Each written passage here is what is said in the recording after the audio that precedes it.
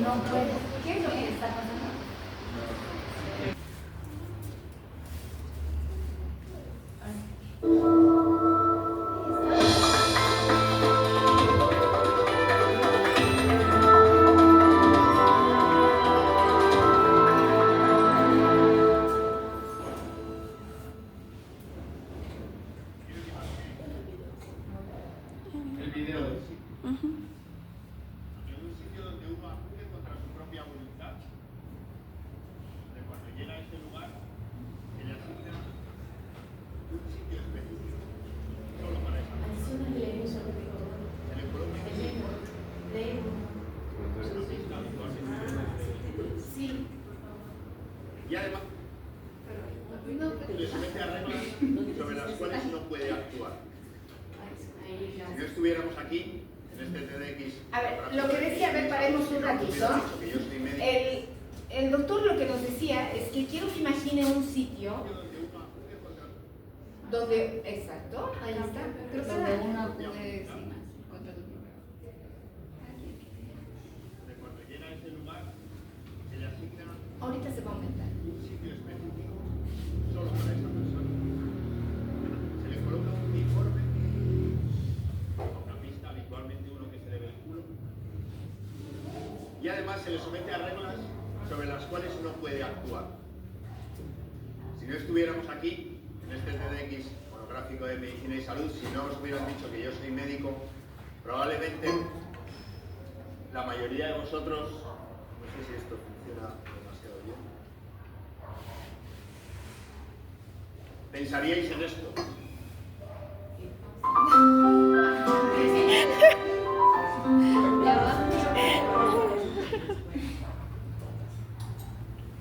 Una cárcel.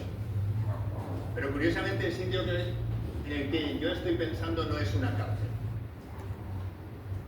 Estoy pensando en eso, un hospital. Parecido, ¿verdad? Llega a ser estremecedor la semejanza entre los dos sitios. Pero hay dos diferencias. Si os fijáis, en una cárcel, los presos, por la mañana, salen juntos a hacer deporte. Es decir, se conocen entre ellos. Esto no ocurre en los hospitales. Y por la tarde, habitualmente, esos mismos internos lo que hacen es recibir lecciones pues, de informática básica, de electrónica, incluso de inglés.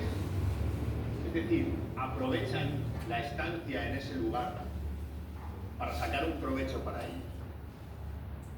Como veis, en los hospitales esto no ocurre. ¿De dónde viene la palabra hospital? La palabra hospital tiene su raíz en un término latino que hace referencia a hospedar. Curiosamente, es el mismo término del cual deriva un hotel y tiene referencia a lo que antiguamente se refería a acoger a visitantes extraños. Es decir, en un hospital quien está metido dentro es un extraño, ¿vale? Y además pasa una cosa, como bien decía Javier en la introducción, el hospital es uno de los sitios donde ocurre la medicina. Estamos en un auditorio donde ha ocurrido mucha medicina, ocurre medicina en las casas, en los centros de salud, en las ambulancias, pero también ocurre en los hospitales. Y ocurre porque hay unos señores, que son los médicos, que a veces tienen un poquito de dioses. Esto es un cartel de una película que no he visto todavía, pero que me muero de ganas por ver, pero que escogí precisamente para la charla porque identificaba mucho lo que ocurre con los médicos y con los pacientes. Si os fijáis, la relación entre un carcelero y un preso es completamente asimétrica. Igual ocurre en la relación entre los médicos y los pacientes. Pero hay un componente diferenciador. El preso quiere salir de la cárcel, está constantemente luchando, quiere irse de allí, es rebelde. El paciente habitualmente es sumiso, está absolutamente plegado a lo que le dice el hospital, a lo que le dice el médico, a lo que le dice la enfermera, a lo que le dice el técnico o a lo que en un momento dado le puede llegar a decir el propio celador. En el mundo, ahora mismo, el acto médico, es decir, lo que hacemos nosotros los médicos con los pacientes, está universalizado. Antes, uno se tenía que ir a Estados Unidos para recibir un tratamiento puntero o a cualquier otra parte del planeta. Con lo cual uno decía, oye, pues aquí no tienen esto, a lo otro, a más allá, y podía buscar asistencia médica prácticamente en cualquier parte del mundo.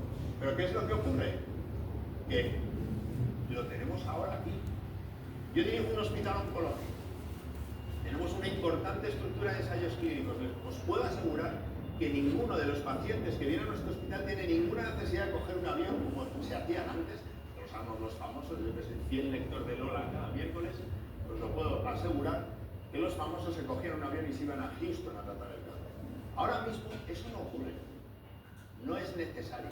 El saber médico es universal. Los médicos estamos conectados vía información, vía los canales de comunicación, vía los congresos. Es decir, no hace falta moverse por el planeta. A nivel tecnológico nos pasa lo mismo. Antes, alguien que viviera en La Coruña decía, no, yo es que me tengo que ir a Madrid a hacerme una resonancia, porque aquello, no sé si hay algún gallego en la sala, disculpad, pero se me acaba de ocurrir el ejemplo, pero decir, no, me voy a Madrid a que me hagan una resonancia. No hace falta. Ahora hay resonancias hasta debajo de las piedras. Un PET-TAC, el robot quirúrgico Da Vinci, es decir, lo tienen en un montón de sitios. No hace falta que salga por ahí. ¿Vale? Bien. ¿Qué ocurre? Que esto que nos parece muy bonito y a lo cual estamos muy acostumbrados, cuando uno entra en un hospital, algo mágico y maravilloso ocurre para que pasen cosas como esta. Fijaos, esta es una foto tomada de hoy mismo de mi hospital en un control de enfermería. Es el sistema de llamada a la enfermería, ¿vale? Ese sistema de llamada, como veis arriba, tiene un pequeño altavoz y se acciona mediante una pera. ¿Qué ocurre? Que la enfermera no está ahí. La enfermera está en las habitaciones, atendiendo enfermos, es un trabajo. Con lo cual, cuando el paciente en esa angustia, porque dice, Mari, está subiendo la burbuja, Mari, avisa otra vez, no tiene respuesta. Habitualmente nadie dice nada. O como mucho, pasa quien sea, aprieta el botón y dice, ahora van, y suelta, ¿vale? ¿Qué ocurre? Que luego la gente se va a comer alquinos. Restaurante de la cadena Biff de alto standing. Y tienen esta cosa en la mesa. Está comparando. Es un sistema de llamada que acciona un vibrador en el reloj del camarero y que tiene 3 posiciones. Le pido la cuenta, le quiero llamar para lo que sea y lo anulo porque mis hijos están jugando con el cacharrito, que es muy divertido. Claro, cuando nosotros vamos al Minos o estamos constantemente utilizando tecnologías y entramos y nos ingresan en un hospital y pasa esto, hombre, como poco inquietos ya nos quedan. La pregunta que más veces se oye y más repetida en una planta de un hospital es cuando, o bien paciente, con ese pijama tan fantásticamente diseñado, o bien familiar, dice, oiga señorita, ¿cuándo viene el médico? Y la respuesta habitual es, no lo sé, no tiene hora de pasar, vuelva a su habitación. Es decir, vaya a la celda, no moleste, vaya a la celda. No sabemos, el doctor está ahí arriba haciendo sus milagros, no le puedo decir cuándo va a pasar. Bueno, bien, lo podemos entender, pero claro, ¿qué ocurre? En el fondo, ahora mismo todos los pacientes que ingresan al hospital de San Chirano se les coloca una pulsera con un código BIDI, es decir, son perfectamente trazables exactamente igual que un paquete de seguro. Y esto lo podemos hacer con un paquete de zapatillas, no lo podríamos hacer con el médico para saber cuándo viene a pasar visita o cuándo me van a bajar a hacer el escáner. Otra de las preguntas del millón, ¿cuándo me operan? Porque habitualmente a todos los pacientes que operamos, aunque solo tengamos un quirófano, a todos les decimos que vengan a los hospitales. Pero hay unos ejemplos de cosas raras que ocurren. La comida de hospital. La comida de hospital tiene nombre propio. ¿Qué tal la boda de Pepe y Mari? Bueno, pues muy bien el banquete. ¿Y qué tal comisteis? Que bueno, nos dieron comida de hospital. Tiene nombre. Se asume uno que en un hospital tiene que comer mal. ¿Y por qué? Si tiene cocinas, si tiene camareros, si tiene ingredientes, igual que el universo este de la prensa. Pues ¿por qué tiene que comer uno mal en un hospital? Pues bueno, relación asimétrica. El paciente está sumiso, asume que va a comer. Pero hay otra cosa. Mañana no vengo, me he cogido la mañana. Así, ¿eso por qué? Tengo cita con el médico. Cita con el médico a veces consume un tiempo, desgraciadamente hay un estudio que dice que tarda 18 segundos en interrumpir a nuestros pacientes. Con lo cual, no les dejamos hablar.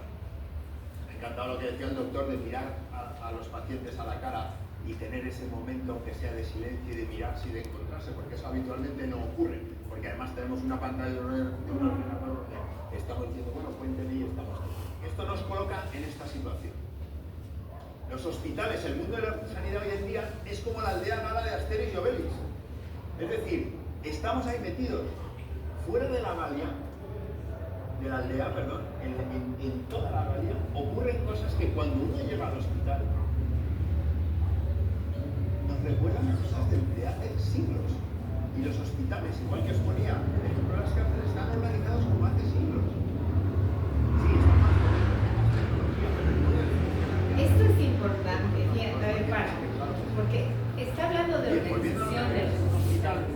Y me gusta mucho porque él enfatiza en que estamos organizados como hace siglos. Y no solo en nuestro país, insensiblemente. Y me da pena que no tengan el volumen que tendrían que tener.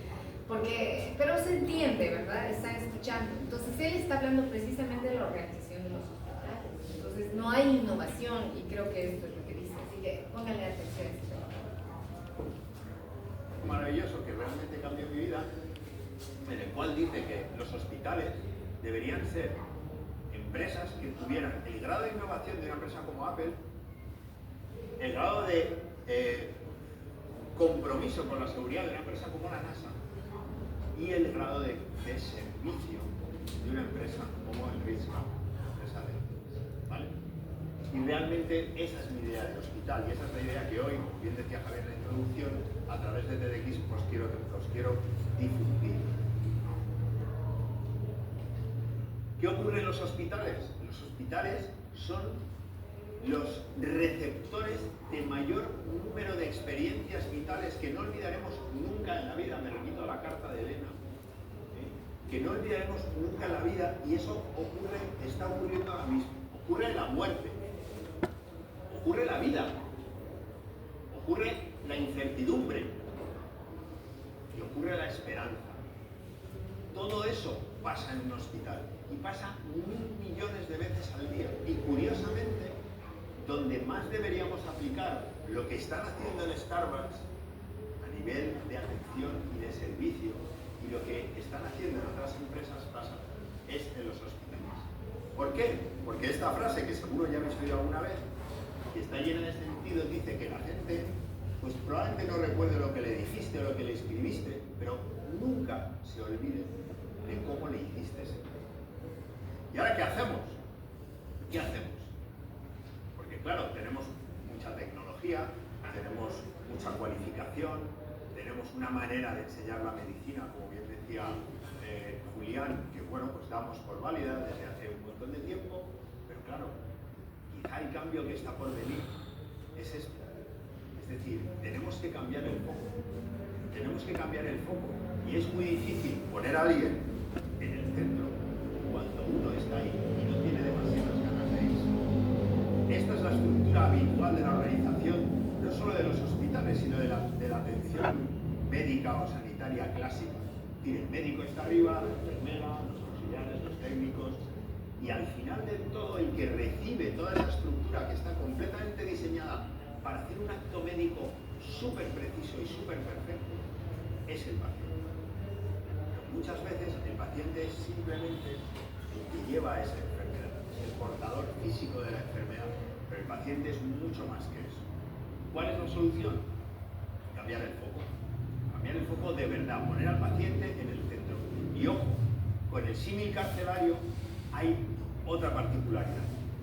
En las cárceles solo están los que han cometido un delito. No voy a hablar ahora de los que están fuera y también lo han cometido, no es el momento. Pero vamos a asumir que los que están dentro han cometido un delito. En los hospitales tenemos gente encarcelada sin delito.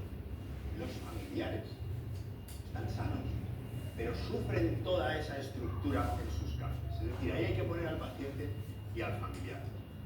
¿Qué es lo que hay que hacer? Preguntar a los pacientes. Parece sencillo, pues no lo hemos hecho en siglos. Sí, les hacemos la historia clínica, les preguntamos los síntomas, pero muy pocos se sientan al lado del paciente y le dicen, oiga, ¿y usted de verdad qué necesita? El paciente o su familia en la cafetería de los hospitales o en el parque de las mamás no están discutiendo sobre las dosis de quimioterapia que necesitan. O sobre si es mejor un abordaje infraumbilical o laterocervical para semejante cirugía. Eso se lo dejan a los médicos que para eso han estudiado. Están preguntando y están inquietos por otras cosas. Y cuando tú les preguntas, realmente te dicen cosas tan sorprendentes como esta. Este es el resultado de una auditoría que se hizo en la Cleveland Clinic, que es el hospital americano pionero en experiencia de paciente, en el cual, como veis, lo que dicen arriba es que, oye, lo que más nos importa es que nos cuide el personal. Lo que más nos importa es que el doctor se preocupe por mi confort, o que el doctor me cuente las cosas, o que me informe sobre los retrasos. Es decir, nadie está diciendo que quiere una resonancia de más potencia o un antibiótico mucho más rápido en eliminar la infección. No, están diciendo, oye, quiero que las enfermeras me escuchen, que haya respeto por mi privacidad. Y así es como lo sienten ellos, es decir, la excelencia clínica, que es ese recuadro en verde, indudablemente es importante. La eficiencia en las operaciones es importante, pero arriba del todo está cómo. Resistencia a cada desafío. Honor Magic 7 Light. Magia todoterreno. El resultado de esa auditoría, curiosamente, arrojó tres ítems, por decirlo de alguna manera, que eran los más importantes. El primero era respeto. Los pacientes pedían respeto. Respeto interpretado como, por favor, llámame por mi nombre. Por favor, preséntame. Comunicación. En un hospital hay un montón de estamentos. Entonces, ¿qué piden los pacientes? A raíz de esa auditoría, comunicación. Oye, si el médico dice que me va a hacer el escáner, que la enfermera me diga que me va a hacer el escáner, que el auxiliar me lleva a hacer el escáner, y que no sea aquello de yo estoy aquí en la cama, expuesto a que de repente me coja uno y me lleve a donde sea. Y el tercero era trabajadores felices. Veréis, yo soy absolutamente contrario al término de humanización de la medicina. Creo que la medicina está y sobrevive gracias a la tremenda dosis de humanidad que tiene la gente que trabaja en salud, en hospitales, en salud, en ambulancia. Sino que hay que hacer es racionalizar. Es decir, derribemos el muro que separa la aldea de Asterix y Obelix del resto de la Galia. Vamos a hacer que nos traten igual que en el Starbucks, igual que en un hotel, igual que en un restaurante. Cuando vamos al hospital, que nos informen, que nos llamen por nuestro nombre, que nos envíen un correo para saber si hemos estado bien atendidos, etcétera, etcétera. Ya termino. Esta última diapositiva es el código interno que aplicó el jefe de los hospitales de la Universidad de California, Los Ángeles, para transformar completamente su organización. La cadena de hospitales eran pioneros en tecnología, habían inventado el PET-TAC, tenían varios premios Nobel en su cuadro médico y tenían las peores encuestas de satisfacción